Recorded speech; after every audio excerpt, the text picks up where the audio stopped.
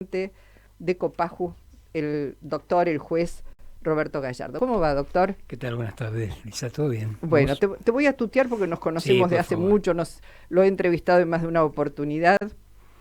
Eh, digo, la mayoría de los participantes en esa mesa, en esa jornada, coincidieron en que bajar la edad de imputabilidad o punibilidad no resuelve el problema. Uno podría decir casi hasta que lo agrava.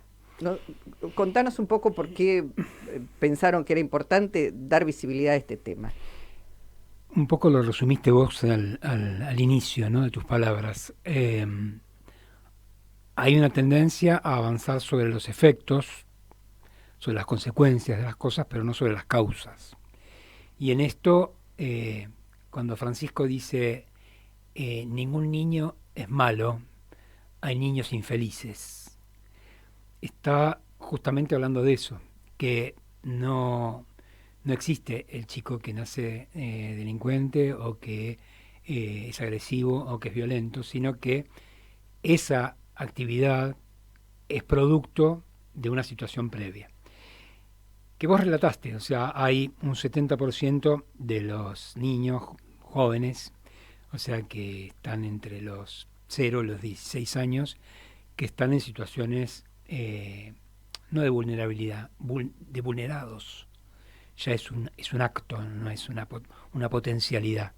O sea, es un conjunto de pibes que están malnutridos, algunos desnutridos, que no tienen contención, que vienen de casas, hogares quebrados, los que tienen hogar, muchos que están en la calle, eh, y sobre ese conjunto que ya está criminalizado y victimizado, el gobierno propone una doble criminalización, que es ahora, si ustedes toman algún camino que nosotros consideramos incorrecto, los vamos a meter en una cárcel. Esta es un poco la idea. Esa es la idea. Ahora, yo digo, sobre esta idea, que es una idea fácil, tomar un menor y encerrarlo, digo, pero no se toman el trabajo de encontrar a, como decíamos, los trans, a los proxenetas, los traficantes de armas, los traficantes de drogas, etcétera. Digo, ahí no se meten con el eslabón, si querés, más fácil de la cadena en un país donde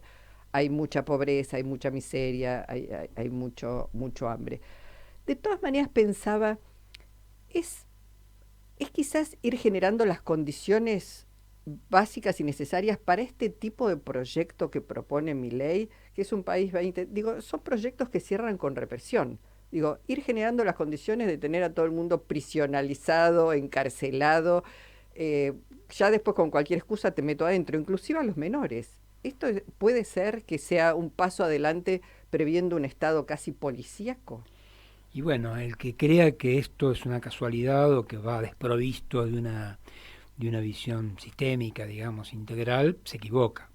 O sea, claramente esto es un paso hacia un orden al que no estamos acostumbrados, un orden nuevo, en una Argentina que siempre se jactó, periodo más, periodo menos, de ser integradora, de favorecer el crecimiento de una clase media que compartía la escuela pública, ámbitos culturales, De movilidad afición ascendente. por los libros, en una movilidad ascendente a la que todos ponderábamos y deseábamos. Nos estamos convirtiendo en un país de muy pocos. Ya hoy es un país, esto de las estadísticas, que marca entre el 50 y el 60% de personas pobres e indigentes, un 20% de una clase media en vías de extinción y un 10% de acomodados, está marcando un modelo. Y en ese modelo, eh, la, el descarte juvenil no tiene cabida más que encerrado. No puede, no puede estar en la calle porque justamente es el segmento más peligroso, es el que menos frenos inhibitorios tiene, el que reacciona con mayor temperamentalidad frente a la injusticia o a la represión. Entonces, bueno, no hay nada mejor que encerrarlos. Ahora, Roberto, uno piensa, no, ya las cárceles están sobresaturadas. Supongo que los institutos también deben estar más que sobresaturados. Digo, no hay lugar. La salida no es un estado presente, mayor presupuesto para educación, mayor acompañamiento, mayores comedores, digo, allí el Estado no aparece. Lo que aparece, como decimos, es esto, la punición sobre un hecho, porque está claro que, bueno, son, como decíamos, chicos que no tienen un horizonte, que no tienen esperanzas, que no tienen perspectivas de vida. El tema es complejo de resolver. Sí, es muy complejo. Desde el punto de vista, aún siguiendo la lógica represiva, esa lógica tendría no una justificación, pero sí por lo menos un cierre lógico en la propia propuesta si hubiera una infraestructura, como vos señalás, medianamente apta como para poder reencauzar la vida de esos chicos. Pero no existe hoy para los adultos. Fíjense que la Ciudad de Buenos Aires está con todas sus comisarías y alcaidías, que tiene dos, absolutamente completas, Desbordadas casi, desbordadas. sí. Entonces generaron ya en la ciudad el tema de los containers, ¿no? Que ya hay varios instalados en lugares cercanos a plazas, donde hacen una especie de mini cárcel. Imagínate con lo que son las condiciones de Sí. alojamiento en un container, ¿no? Un día uno puede pensar, un día de frío, si hace 2 grados dentro del container Hace que se... 3 grados bajo Sí, cero en claro. el container. Bueno,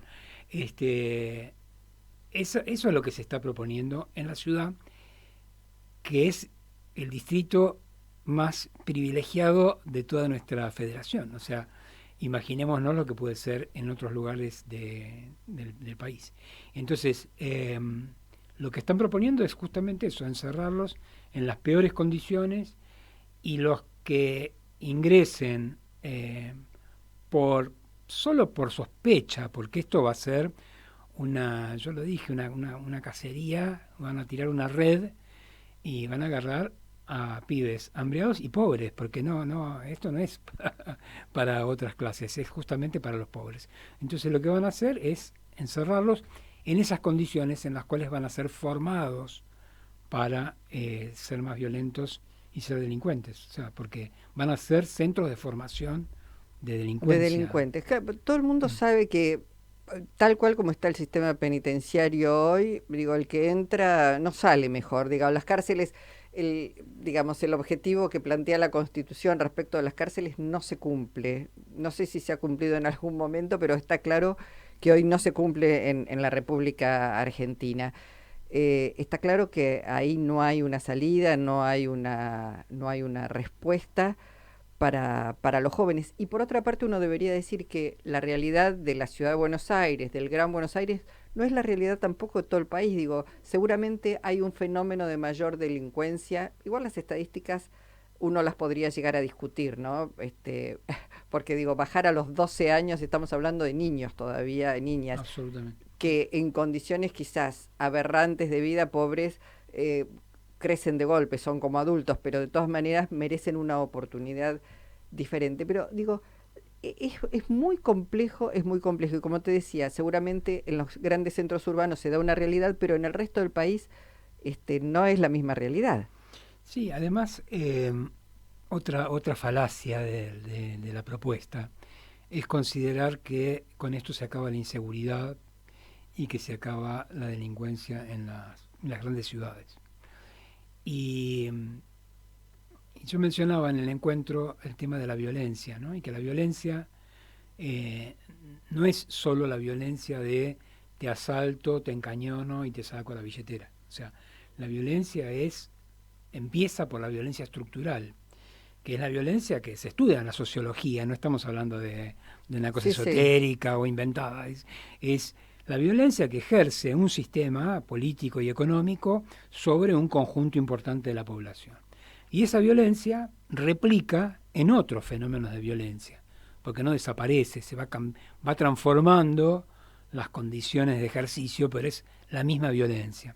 Entonces, esa violencia va a volver como un boomerang sobre aquellos sectores de clase media alta y ricos que se escandalizan por lo que pasa en algunos lugares, en algunas calles. Va a volver y va a volver potenciado el fenómeno, porque no hay otra posibilidad.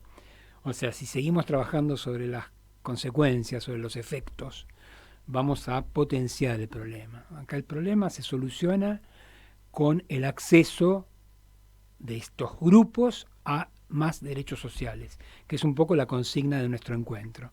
Más derechos sociales y menos cárcel. Bueno, para más derechos sociales y menos cárceles necesitas un Estado presente. Lo planteo así, todo lo contrario a lo que propone este gobierno. Por eso decíamos, el gobierno de Javier Milei, ni mayor educación, ni más posibilidades de igualdad de acceso a la educación, a una alimentación, a salud.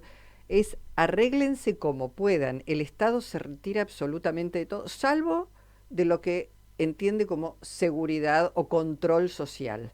Pero después del resto, eh, digo, la sensación es que en diputados, bueno, o en el Parlamento, porque esto después deberá pasar por senadores, ¿se entiende esta problemática o todo el mundo se quiere sacar el tema de encima como si la solución fuera actuar sobre las consecuencias y no sobre las causas?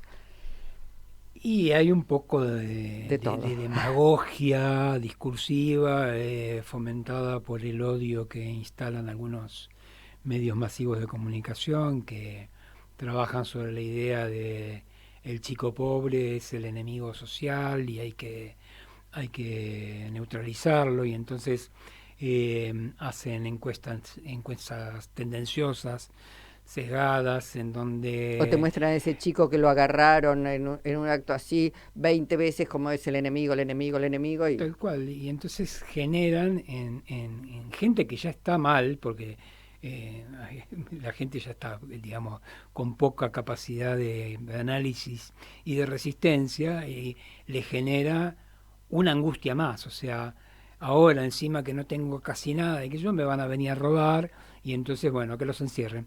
Y sobre estas encuestas trabajan nuestra dirigencia política y claro, es más fácil responder a la encuesta y al medio de comunicación masivo diciendo sacamos la ley que diciendo tenemos que empezar a darles de comer. O sea, entonces, bueno, esa es la respuesta demagógica. mm, Y yo insisto, vamos por el mal camino.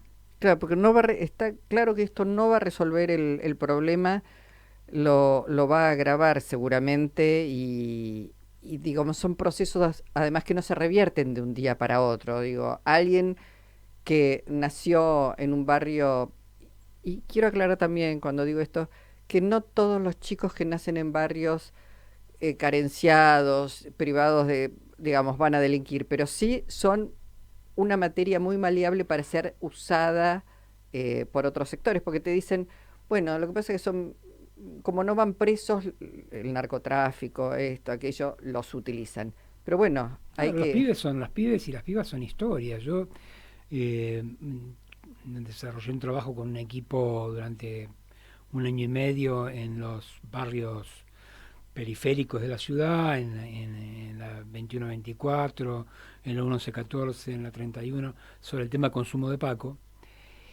Y entonces, bueno, el equipo funcionaba más bien de noche, o sea, íbamos a hacer como una especie de rondas, de ponernos en contacto con las ranchadas, con los pibes, y bueno, y uno ahí ve cuáles son las condiciones, cuáles son las historias de cada uno de ellos, eh,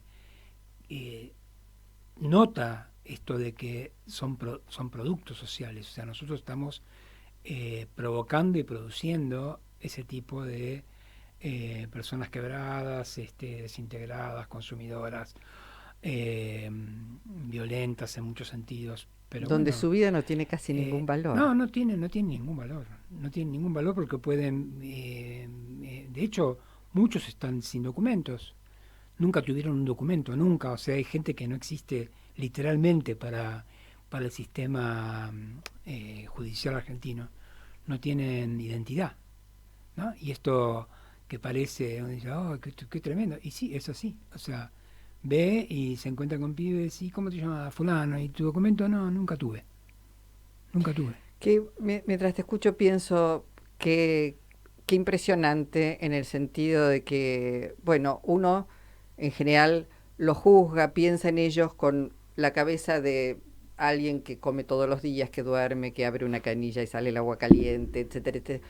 cuando esas realidades son tan diferentes, y no digo justificar un delito, sino tratar de comprender y, digamos, presentar otra posibilidad de vida porque esos chicos muy probablemente entren en un instituto y después vuelvan a sus mismos lugares donde las posibilidades de una vida relativamente digna son escasas. Sí, sí.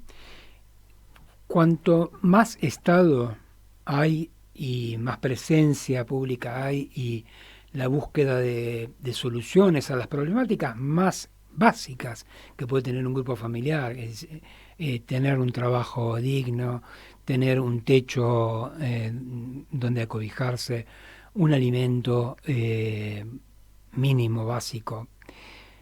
Si eso no está, porque el mercado obviamente no se preocupa por esto, al mercado el mercado es una máquina de generar ganancias, o sea, y estos sectores son justamente una pérdida desde la óptica mercantilista. Sí. Entonces, cuanto más se retraiga el Estado y más el mercado se desinterese por estos grupos, peor va a ser el resultado. Y es absolutamente así.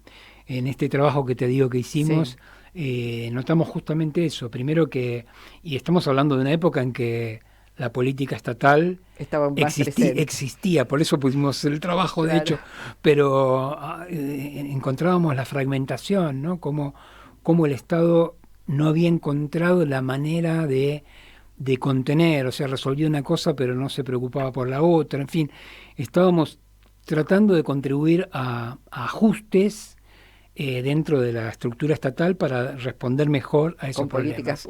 Y hoy estamos exactamente para atrás, o sea, ni siquiera podemos plantearnos ajustar nada porque todos estos resortes que funcionaban están desapareciendo, o sea, lentamente van aniquilando toda posibilidad de trabajo. Claro, si no los eliminan definitivamente, por lo menos los empiezan a desfinanciar, cuestión de que caigan y desaparezcan por propio peso. Claro, y entraremos en un ciclo más de gran retroceso, en donde nunca podemos pasar la raya porque siempre nos volvemos a caer, ¿no? Entonces, bueno, llegamos, mejoramos un poco, hacemos lo que podemos para recuperar un poco el nivel y vuelta a aparecer este tipo de experiencias como la que vivimos hoy, que desarman las obras que tanto cuestan, ¿no? Porque ese dicho que señala la facilidad para destruir, que es verdad, o sea, desde una casa o desde el nido de un hornero, que al hornerito le llevó meses de llevar la pajita, el barro y armarlo, viene el viento y te lo tira en 2 segundos. Sí. Y esto es lo que nos está pasando, o sea, este es un viento gélido, malvado, cruel, que está destruyendo todos nuestros nidos. Bueno, uno aspira que por lo menos el Parlamento Nacional pueda pensar, pueda dejar de lado la demagogia y pueda proponer políticas públicas lejos de bajar la edad de imputabilidad. ¿Está bien? ¿Imputabilidad o punibilidad? ¿Es lo mismo? Es casi... es prácticamente la misma cosa. Hay cultores de una palabra y de otra, pero yo creo que se entiende a dónde vamos. O sea, digamos, los 16 es... Hoy es 16. Hoy es 16. Y lo quieren bajar a 13. Y eso es una edad, digamos, relativamente aceptable. Sí, en términos internacionales es relativamente aceptable. En términos internacionales. Bueno, ya sabemos entonces que eso no va a resolver. 2 o 3 cosas más te pregunto porque veo que la oposición logró rechazar el DNU que le dio fondos reservados a la CIDE. Es una buena noticia. Eso sí es una buena. Sí, es una muy buena noticia, ¿no? Y cómo contraponerla con lo que estábamos hablando, ¿no? Porque 100.000 millones de pesos, que es mucha plata. Por ahí para otros servicios de inteligencia sea nada, ¿no? Si comparamos con lo que sería el presupuesto norteamericano, claro, para la inteligencia, es una migaja. Pero para nosotros es muchísimo dinero. Y cuántas obras y cuánto bien se podía hacer con ese dinero, que es un dinero que estaba destinado al secretismo, al negocio y al tráfico de influencias, ¿no? Porque y sin rendición de cuentas. Absolutamente. Además. gravísimo. Absolutamente. Gravísimo. Bueno, esa es, como decimos, una buena noticia. Y la segunda buena noticia para los trabajadores estatales de la Ciudad Autónoma de Buenos Aires es que el juez Gallardo sacó una disposición por la cual no van a tener que pagar ganancias. Bueno, se presentaron, tuvimos un turno esta semana y se presentaron varios sindicatos, algunos vinculados con la planta central del Estado, como ATE, otros vinculados con el sector judicial, y todos cuestionando la reforma que introdujo el paquete legislativo llamado Ley Bases, sobre el tema de ganancias. Y básicamente, cuando lo analizamos, entendimos que por distintos motivos que son muy técnicos y que no son un eslogan,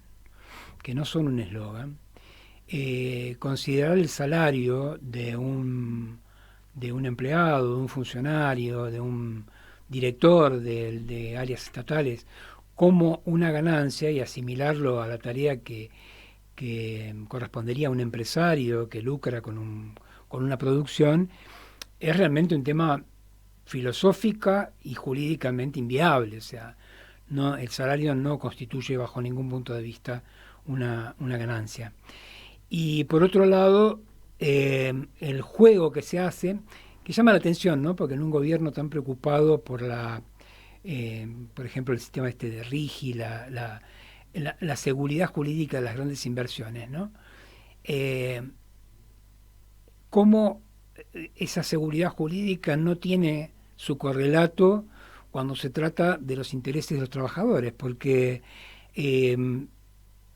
hoy te dicen, hoy no tributás, mañana tributás. Hoy no tributás, mañana tributás. Este es el juego de los últimos meses. Perdón, y el propio presidente de la Nación que votó siendo diputado una cosa... Bueno, yo lo consigné en la resolución, ¿no? Porque hay un video pero muy elocuente, porque ni siquiera no es que lo dijo así, lo dijo con mucho convencimiento, que era una locura. Sí. Esto es una cosa demencial, considerar al salario como ganancia.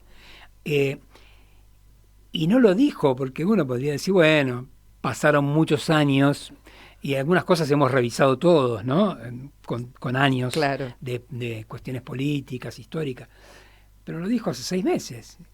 Y pasó de ser algo demencial a ser su propio proyecto legislativo. Entonces, yo dije, ¿y qué pasa con el trabajador que tiene el dinerito justo para pagar su alquiler, sus impuestazos y tarifazos, y de repente se encuentra con que le dicen, bueno, ahora tenés que tributar de nuevo, y le sacan un porcentaje bastante importante de su salario?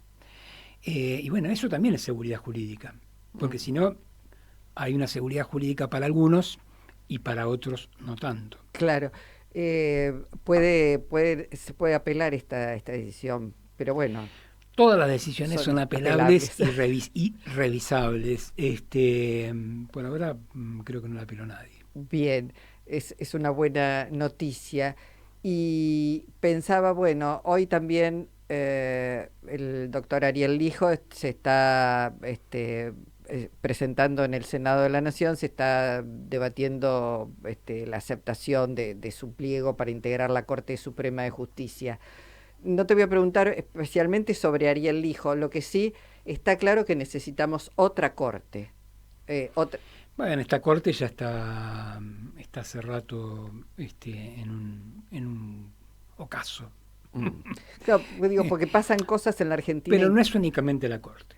O sea, creo que estamos ante el ocaso de un sistema judicial, porque, bueno, no solo por lo que dicen las encuestas, sino por lo que uno percibe si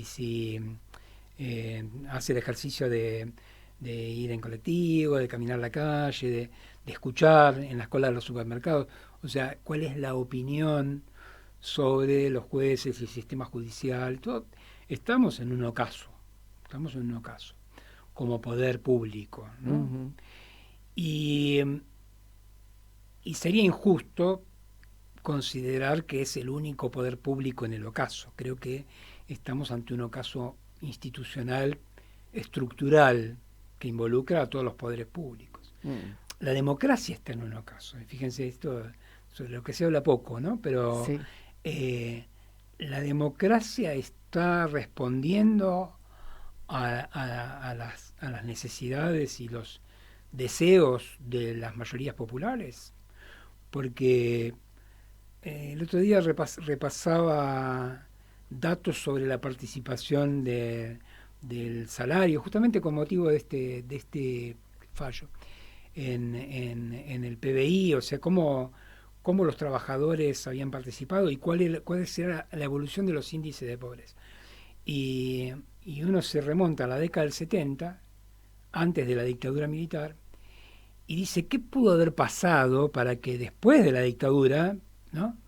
O sea, del 83 a la fecha, con algunos altibajos, pero el resultado final es que hoy estamos 10 veces peor de lo que estábamos en la década del 70. Uh-huh.